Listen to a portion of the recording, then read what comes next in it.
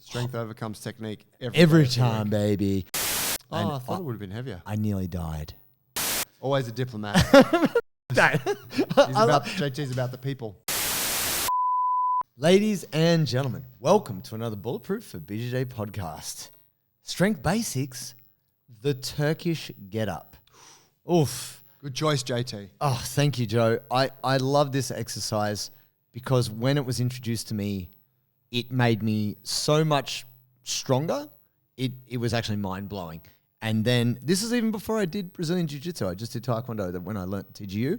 But then when I came to Brazilian Jiu-Jitsu and I did a technical stand-up, I was like, oh my God. Oh, I've been training for this. Ba, ba, ba, king. It just like aligned. I was like, wow, how is it that there's this move in this martial art, this move in this strength training system, and they are so the same? So I really wanted to get into it because I feel it's one of the most technical lifts. It needs a breakdown, and let's get into it. So what is if we simmer it back, what are the key benefits for the grappler? Why do we called it famously on a viral YouTube video. Yes, sir. The king of BJJ strength. BJJ strength. Now, we do say, it's kind of like the three best. We use a little bit of that sometimes. We try not to overcook it. But I feel pretty confident that it kind of is the king of, if you were like one weighted exercise. Yep.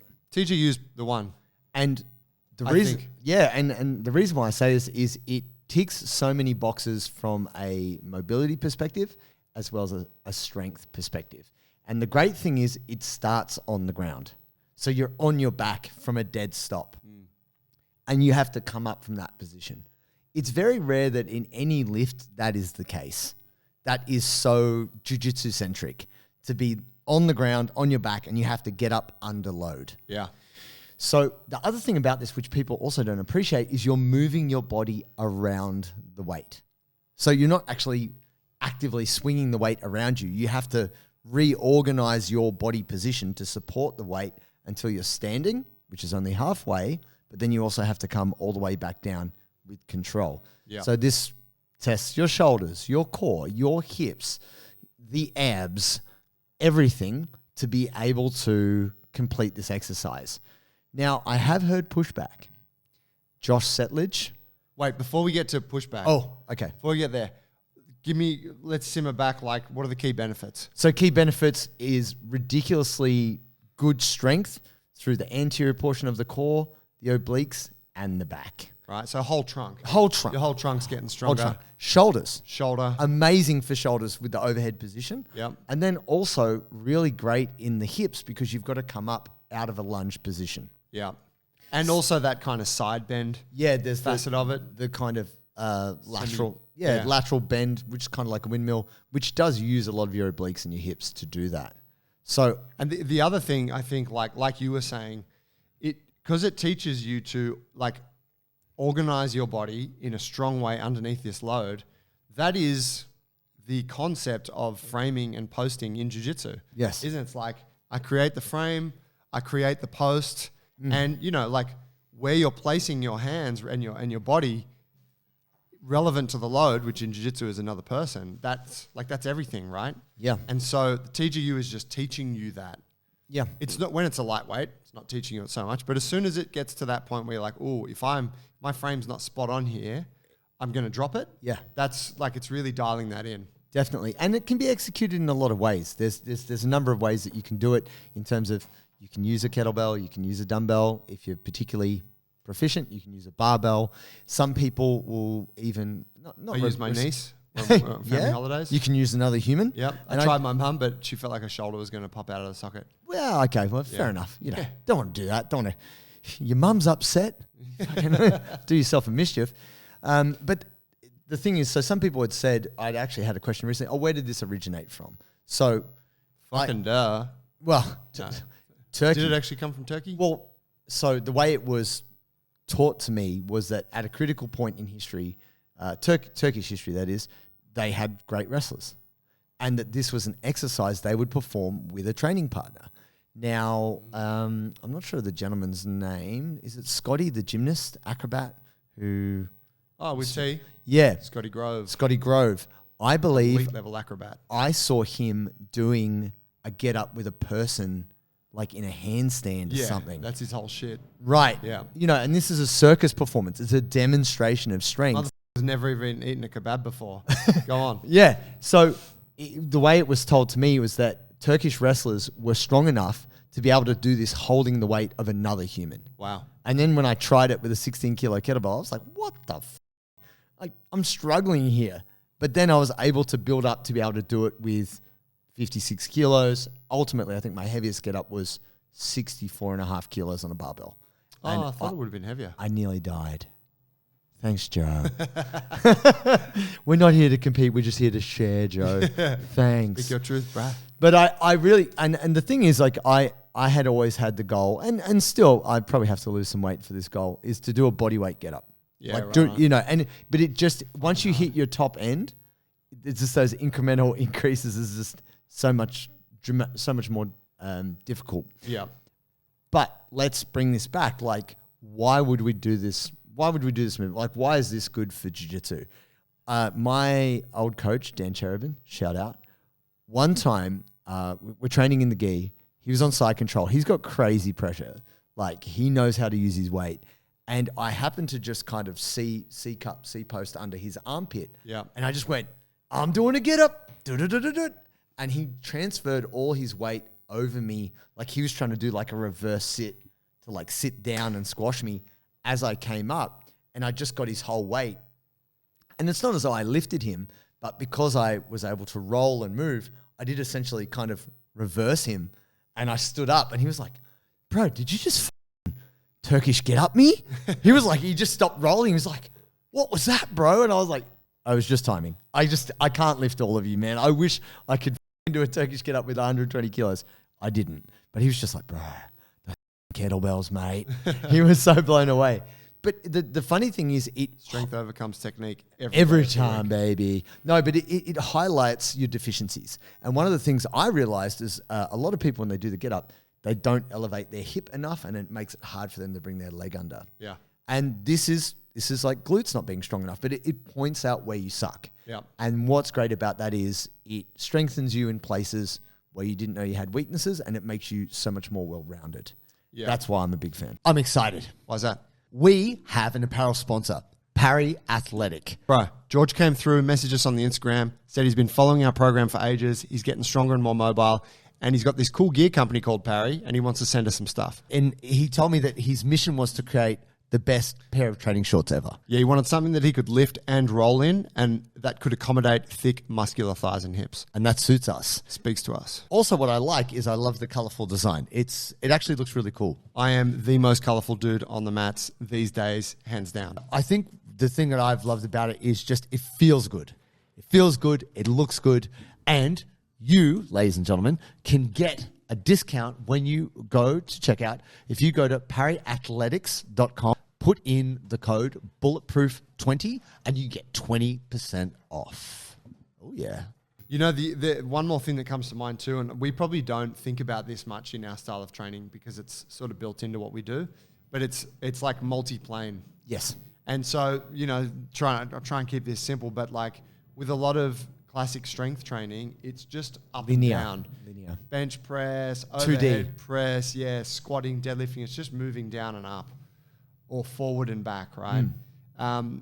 Starting to move side to side, this is a little bit more unique, like Cossack squats, that kind of thing. Yeah. Right? Rotational elements. So something like the Turkish Get Up, it sort of involves all of it. Yes. There's forward, back, left, right, up, down. There's rotation. And so that in itself just like exposes the body to so much. Definitely. Within that one drill. I mean, really, we're talking about the Turkish Get Up is like six exercises. 6 moves in one. Yeah. You know when people are like, have you seen the world's greatest stretch? You know that one, the world's greatest stretch? Yeah. And it's like a flow of like 10 stretches. Yeah. I'm like, this is 10 stretches. It's not one stretch. This is not the world's, who said that? Yeah. Yeah. It's world's greatest stretch. And we do, we do have to like acknowledge that if you can't do an overhead lunge, like if you haven't got the shoulder range then you probably shouldn't be doing Turkish Get Up. You know, like in the same way. It's a big coordination piece. There's a lot. You've got to respect that. There's a lot going on, but there is so much bang for buck in terms of doing it. And that's why I recently was asked, is there one exercise you would do? And this is not a non-jiu-jitsu person asking. Is there one exercise you would do on a regular basis that could keep you strong? Just one move. And I said the Turkish Get Up because it's fairly complete. Now, obviously, pull-ups and deadlifts are fantastic, but this thing will not only help your hips, but help your core and help your shoulders. And really, that's as good as you could ask from a single exercise that covers multiplanar movement. Pavel Tsatsouline, he had the Naked Warrior, was it? Yes. Was that the one that's just Turkish Get-Ups?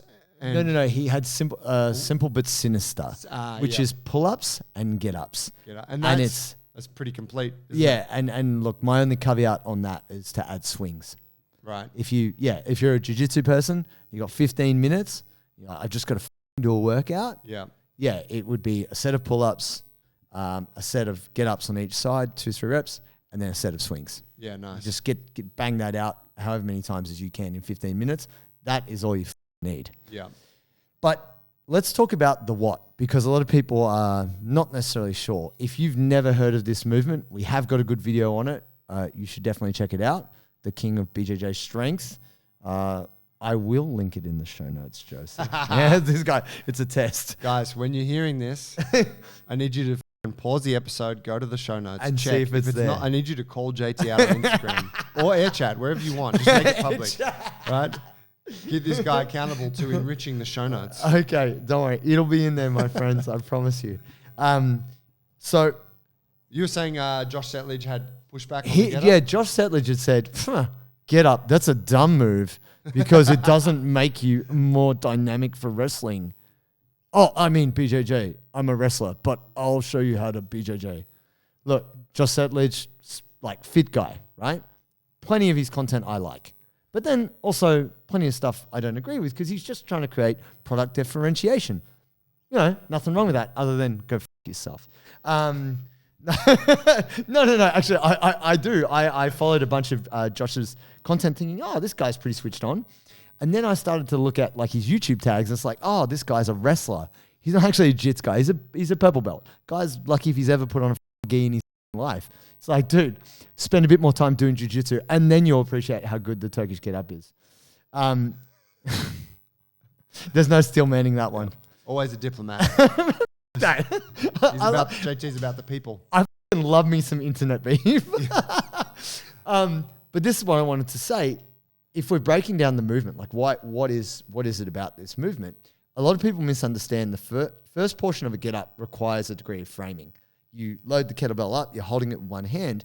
You have to actually prop yourself up on your elbow. A lot of the place where people kind of go wrong is they try and sit up, and it's so hard to just sit up holding a weight. You're actually framing on your elbow, and then you have to post on your hand, and this then sets you up for the next part of it. This is actually so good for your shoulders as well as the core, and that's kind of where it starts. And I've seen people even do it with a sandbag. They put a sandbag on their chest, and they try to, I tried that. It's tough. It is a shit exercise. It's very tough. I was like, this would be cool. And I was like, guys, let's give this a go today. And everyone's like, this sucks. Yeah. Like I'm dead set, like bulging discs. It's very difficult. But what I like about each stage of the Get Up is you can identify, like, if you're familiar with the movement, you can go, oh, this is good for this part of my body. This next bit, oh, this is good for this part of my body. Oh, I'm doing this part. This is good for this part of my body. And then you just repeat that as a skill practice. Now, back in the day, he's still around. I think it's FMS, like Functional Movement Screen. Gray Cook? Yeah. Smart guy, ultra smart guy. I met him one time. He came out to Australia. I met him at Fitness Expo. He had a 7-hour DVD set. For those of you out there, they're discs. Don't worry about it. It's how we used to consume information on the Get Up.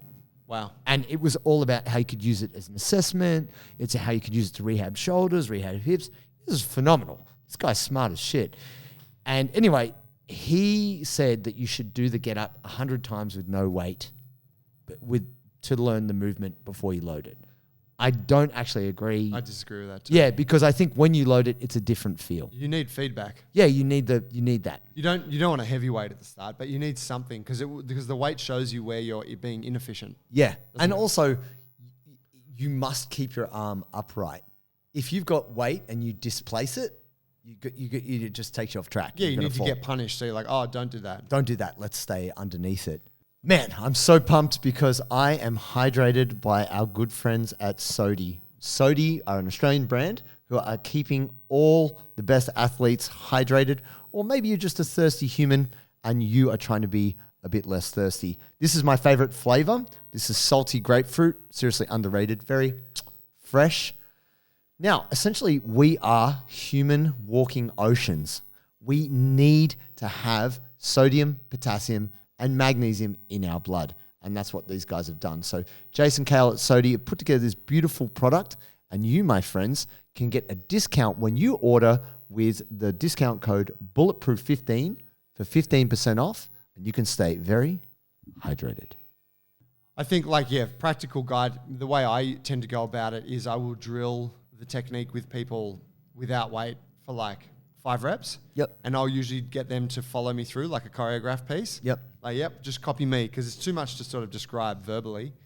And so follow it through, boom, yep, great, let's do a bunch of reps. Okay, great, now grab a light kettlebell or dumbbell, whatever, and work at it. And then once the person's got those good mechanics and you can see all the parts are pretty much there, then they've got the right to then treat it like a strength exercise and build it up. Yeah. And look, I think the way it was explained to me when I was first learning kettlebell training is that this is not a high volume, fast exercise.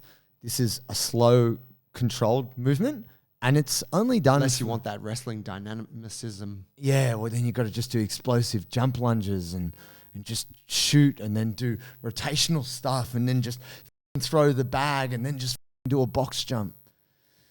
Yeah, cool. Body control. So doing the Turkish Get Up, what I've seen is people do too much.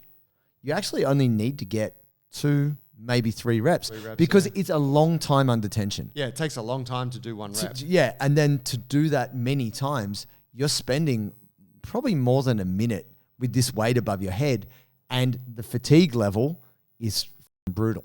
Yeah. And you can get badly injured. I actually dropped a 56 kilo kettlebell on myself and broke my rib. You really? Yeah, I almost killed myself actually. Wow.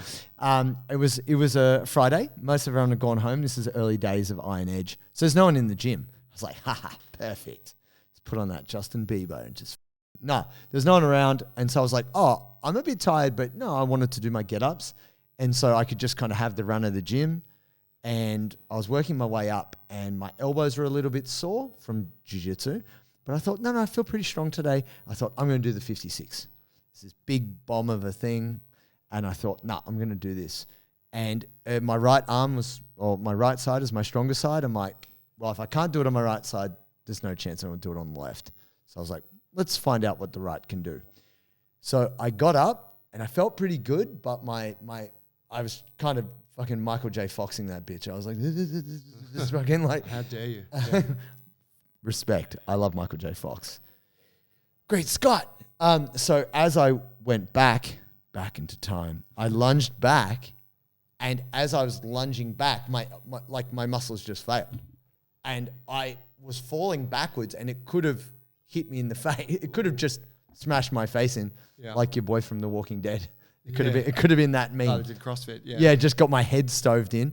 But at the last second, as I fell to the ground, I just kind of palmed it, and it landed on my upper chest. Ugh. And I just felt this huge crack, and it bounced off me. And I broke like my first rib. Wow. And I was just lying on the ground. I couldn't breathe properly. I was pretty shocked. I was a bit rocked, and there was no one around. If I'd KO'd myself, or like they would have just come in on Monday like, oh, what's that smell? Me with my head just squashed under a 56 kilo kettlebell. You must have been doing CrossFit again. Oh, again. That's dangerous. Yeah, it's scary. So what do we take away from this? Really... Don't be an idiot. Yeah. Hey. All right. Great podcast. I dropped a barbell on myself doing it the other day. I told you that, didn't I? No? Yeah, I was doing it barbell. Barbell is advanced. Let's just put it out there. Yeah, and I came onto this, and then you kind of confirmed it for me, was that there is a point where kettlebells get really awkward because they're so heavy. It's so big. They're leaning into your forearm. Yep. As you're doing it, and it gets really uncomfortable. Yes. So I think I got to like the 32 kilo bell, and then I was like, barbell actually, it's harder from the wrists, But the weight from the is balance perspective. But yeah, it's better- just stacked. better distributed through the forearm. Yeah. Yeah. And so, new challenges, but a bit more comfortable. Anyway, I was doing it. I was tired this day, and it seems I'm that way a lot lately. And I don't know what I did. I just fucked up, lost concentration, something, and I dropped it. And as I dropped it, I was on my side, and it landed on my hip, Oh God. which, it's kind of awkward, like hurt a tiny bit, but wasn't actually that bad. It was only 30 or 40 kilos. Yeah. But I think I tried to save it or something with my left hand. Oh no. Like the other hand at the time. Yeah, and I kind of my thumb and wrist a little bit. Oh God. Anyway, it just made me think like, yeah, you can totally that was the first time I'd actually hit myself with the load. Yeah. And I was like, yeah, okay, it gets a bit gnarly at that upper end. There is a risk to reward here. So full disclosure. Anything where you're putting weight above your head or above your face, got to be very careful. But let's talk about, so there's different ways that you can do this movement. And we're talking right now about like a lunge style. There's a squat style. There's even a way where people do a backwards roll into a get up. There's a two hands get up. There's many colorful, cool variations. But if we just stick to the traditional, the way that I've seen it go wrong in terms of like the misapplication of people doing this is, I was talking to a guy, fit guy, strong guy, who was really into kettlebells, but also into athletics. And he was talking about high intensity training. So he would have himself and his crew run 400 meters. As long as it took them to run the 400 meters, they'd have a breather, and then they'd do 5 get-ups on each side. Then they'd do this again. And he would have them do it on repeats. Now, I'm not an athletics track and field kind of guy, but I have run 400s before, and they are disgusting. 400 is the most horrible of all It's distances. just pure lactate. It's like if you want to feel shaky and vomity, that's where it's at. And he was saying that athletes were complaining about like their shoulders were sore, their legs were sore, like everything was sore as a result of this training. And I want to say right now that the Turkish Get Up is very skilled and best done a little bit below your maximum. You shouldn't be like, right, unless you've got experience and you've done it a bunch and you're very familiar, you shouldn't be testing like your 1RM. No. And in the same way, you shouldn't be going for max reps. Like I would say a couple of sets of 1 to 2 reps, possibly 3 reps at the very top end. But until you've experienced it, you kind of probably can't relate to what I'm saying. But even just doing 1 rep, it takes you a little while. Yeah. Yeah, I think if you're actually doing it and you're trying to increase the load, you know very quickly that 5 reps is absurd. It's too much. Yeah, if someone's programming 5 reps, then they're obviously just like, you're fudging through the reps real quick and it's low quality. It's not getting a good result anyway. You're not going to get stronger that way. Yeah. Yeah. And so I would say like main mistake I see with it is people not understanding the coordination. sure. So they just jump into it and it's like, oh yeah, I've got that. And you watch them and you're like, no, you're making a couple of really clear mistakes there, which is fine, right? Like you're gonna do new movements not that well. That's part of it. But you can't, if you just keep doing it with like that misunderstanding of the technique, then it never goes anywhere because you can never actually unlock any strength with it. Yeah. So I think that, yeah, people, you want to be like really looking at the technique, watching the videos, however it is you're learning, right? If it's through our program or YouTube, whatever. But you want to be like hitting all of those performance markers. Yes. And you should feel stable at every position. Yeah. If you find that you don't, or like you're rushing through a certain position, then that's usually an indicator that you don't understand that part very well. Definitely. Look, there's a couple common mistakes that I see most people make. And the first one is people, when they initially start, they do try and sit up and forward. They don't roll across. And so even though this might be hard, if you're just listening to the audio on this and you're getting no visual, essentially the way I try to explain it to people, it's like rolling out of bed in the morning to like hit the alarm, or, like, so you don't sit bang upright. You kind of prop up on your elbow in the same way you might frame in jiu-jitsu when you're trying to push someone off you. This is one of the most important parts of it. And also you drive through your foot. There's one leg which is out and extended, and one knee that is bent, and that foot is on the ground. You actually want to push through that foot to create the hip drive to move. People neglect that. The second thing also is when Third people... thing. Have I done... Wasn't that the first? Yeah, baby, no, it was foot and it was rotation. Yeah, okay. I'm going to say that's still one thing at the beginning. Oh, shit. But Teach you use one exercise. Oh, true. Huh? It's all as one. It's unified theory. The second thing on that is when people are trying to lift their hip up, they don't lift it high enough. Right. Especially jiu-jitsu folks, the hip flexors are tight. They don't make enough room. You've got to really power that up. So you drive through the hip to make space to sneak in your knee under. Yeah. If you don't do that, you're going to drag your leg on the ground and then people are in a shit position. Yeah, not a strong spot. To lunge.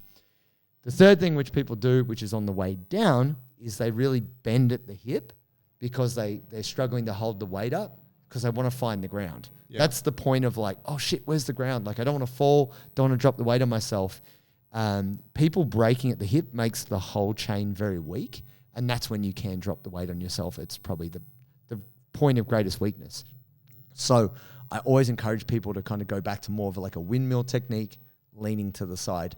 The ground's there, you will find it. Yeah. Don't fold at the hip and make your whole chain weak.